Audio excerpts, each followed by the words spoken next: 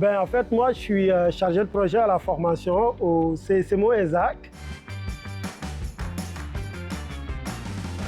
L'EDI est partie intégrante de l'économie sociale. Quand on voit juste comment l'économie sociale est née, en soi, c'est de l'EDI parce que c'est des francophones qui sont exclus dans l'économie canadienne, qui sont organisés en créant des coopératives. Par la suite, il y a eu la question des femmes donc en économie sociale ou dans des conseils d'administration, il y a de la parité.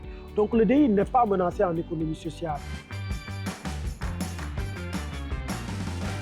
C'est très intéressant parce qu'effectivement, quand on observe jusqu'à présent le mouvement de l'économie sociale, il y a une dimension très fondamentale et importante en économie sociale, c'est la gouvernance démocratique des organisations. En d'autres termes, les conseils d'administration. Donc les conseils d'administration qui sont souvent élus par des membres. Et quand on regarde les conseils d'administration, c'est assez homogène. C'est assez homogène, c'est blanc, francophone, québécois. Et souvent, on voit quand même des organisations qui ont des valeurs de l'inclusion. Ça, c'est indéniable. L'inclusion est partie prenante de l'économie sociale. En revanche, il y a une sorte de paradoxe ou de dissonance cognitive où finalement, oui, on parle d'inclusion, on parle de valeur, mais dans la réalité, quand on observe, même les postes de haute direction, ce n'est pas assez diversifié. Mais d'où ça vient? Ça vient de biais, parce qu'on parle beaucoup de biais cognitifs inconscients. Et là, on a démontré on a découvert en fait qu'il y avait un biais de valeur. Le fait en économie sociale qu'on ait ces valeurs d'inclusion-là, et en action communautaire aussi, fait en sorte que les gens vont se dire, on n'a pas besoin de faire de l'inclusion.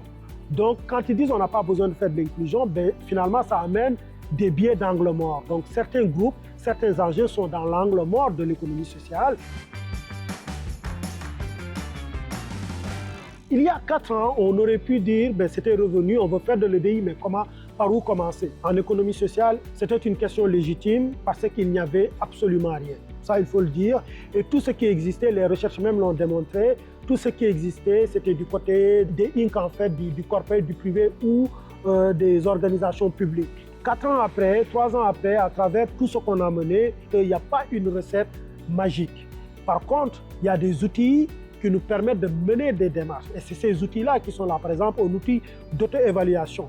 La formation, effectivement, les gens vont croire qu'une formation en EDI, c'est toujours le défi, que c'est la recette magique, c'est la panacée. Une formation est un élément parmi tant d'autres, tels que les boîtes à outils, le coaching, l'accompagnement.